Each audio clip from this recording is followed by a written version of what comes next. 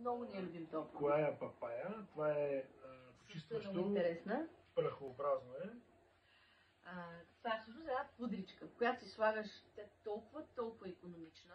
Слагаш си едно много малко количество в шепичката, слагаш малко вода и става много мощно почистващо средство. Тя съдържа ензима папаин, който е много любим за почистване и от козметиците, защото наистина дълбоко почиства. Това е ензимна почистваща пудра. Друго важно за нея. Много добре, много омекотява кожата и е предназначена за всеки тип кожа, дори за много чувствителни.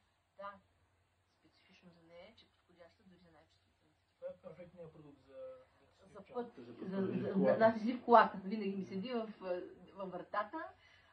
Има ли нужда, слагаме малко от водичката, мием ръцете, подходяща и за тяло. Забравихме да кажем, съхранява микробиома на цялото тяло.